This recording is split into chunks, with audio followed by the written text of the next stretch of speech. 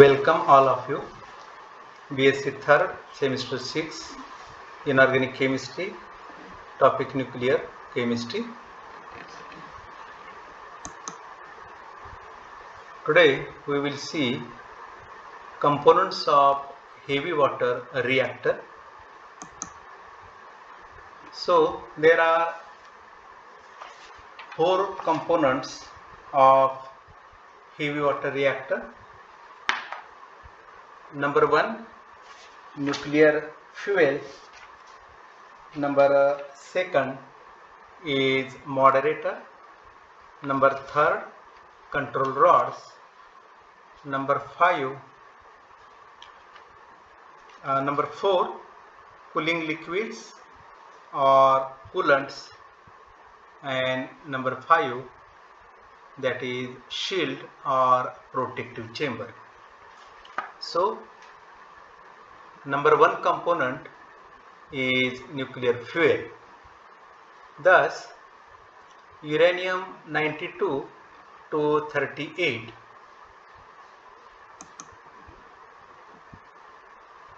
and uranium 92 to 35, plutonium 94 to 39 are feasible and used in nuclear reactors as atomic fuel.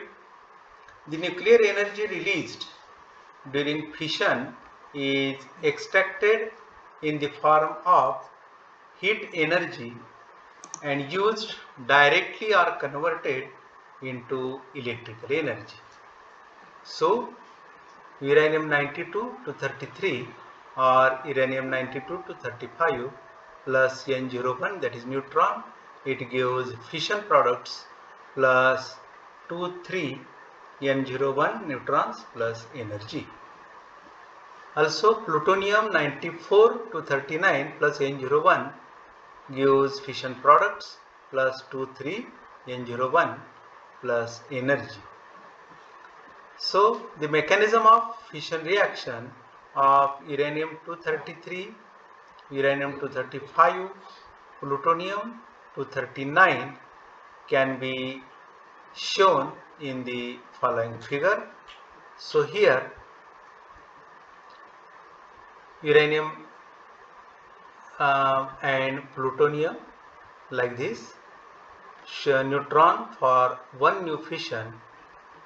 So here neutron to produce first fission, that is two fission product nuclides, and here neutrons, that is thorium 232, uranium 238, two beta emissions, it gives uranium 233, and here uranium 238, it gives plutonium 239, that is one new fissionable atom.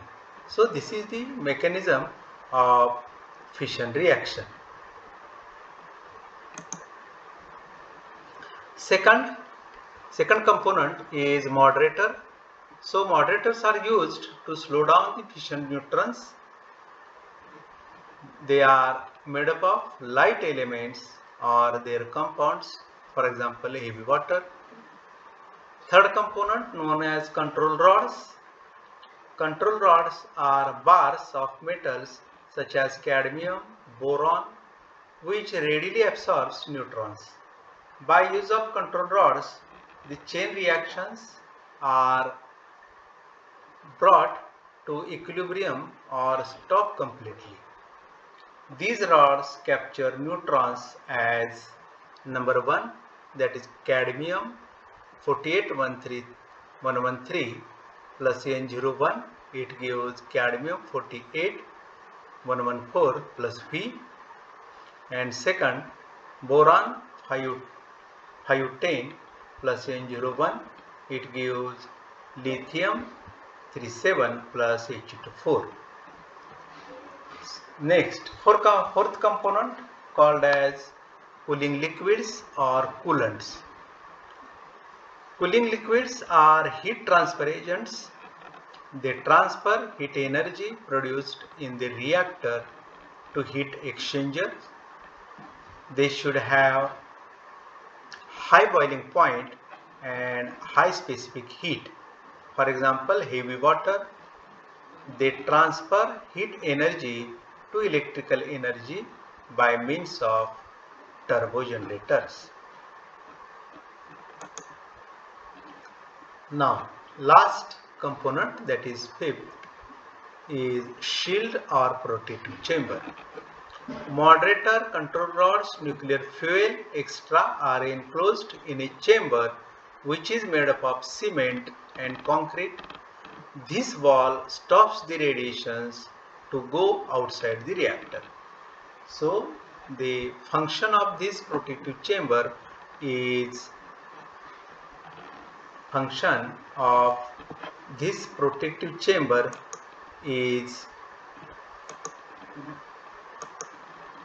to stops the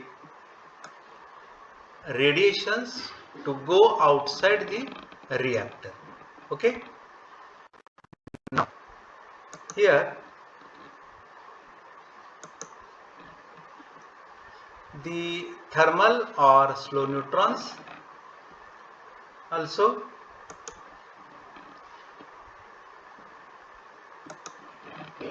In the nuclear fission process,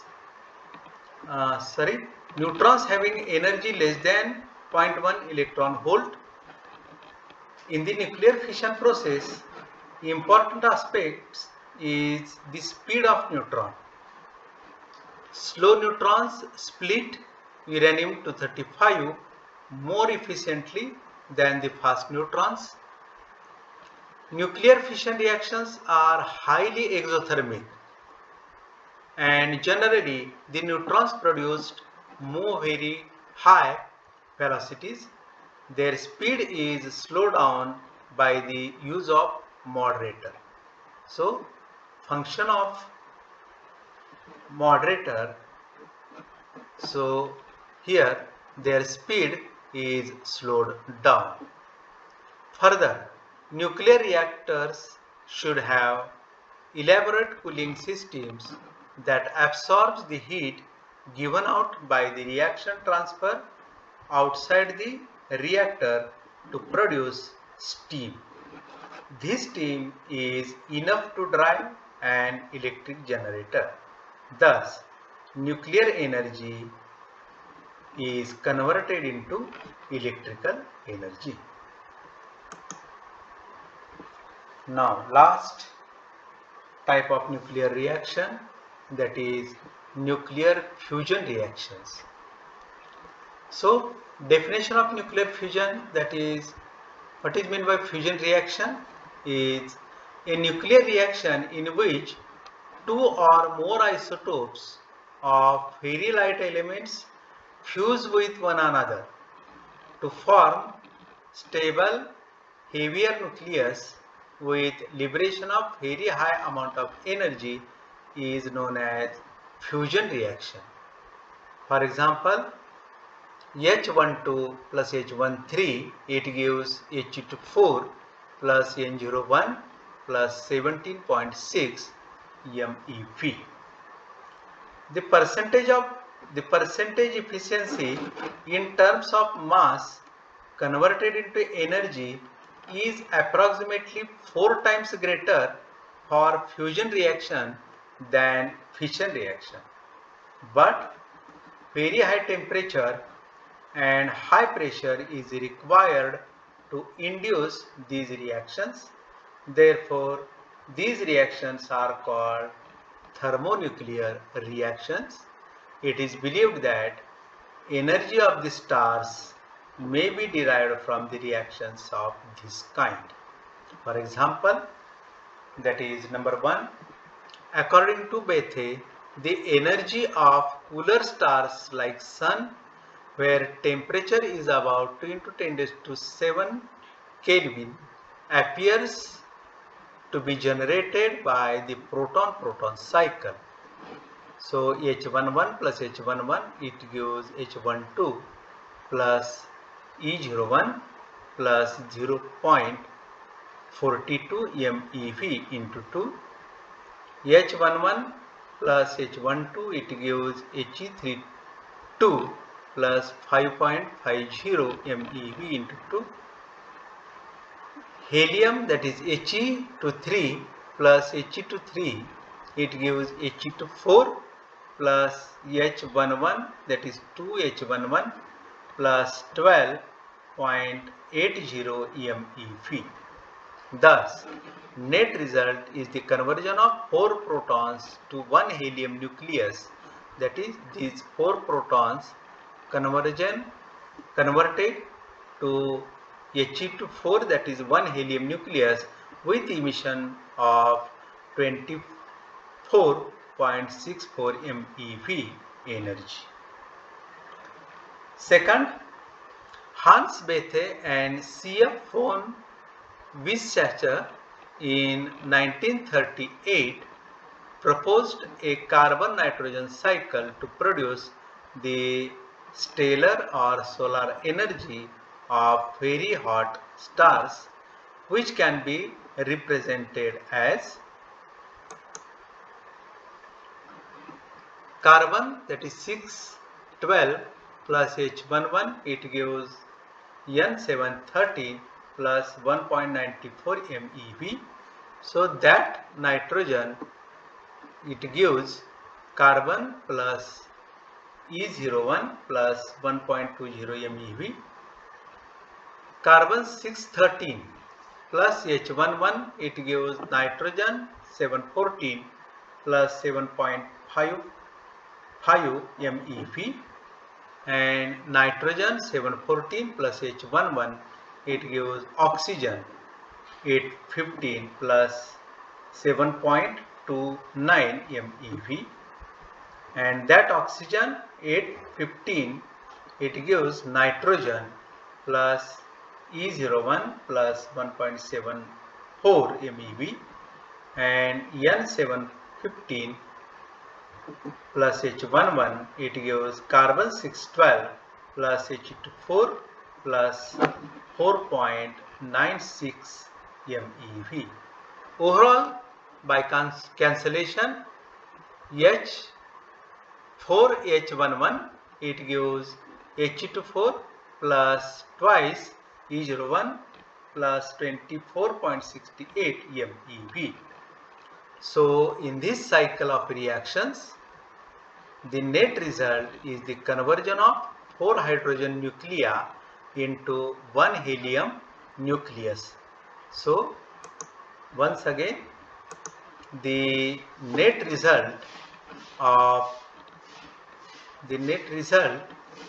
that is in this cycle of reactions, the net result is the conversion of 4 hydrogen nuclei into 1 helium nucleus with emission of 24.68 MeV per cycle. And on the other hand, a temperature of approximately 2.0 into 10 raised to 7 degrees Celsius is necessary for the reactions to take place, and it has been estimated that 6 million years are required for the completion of a single cycle.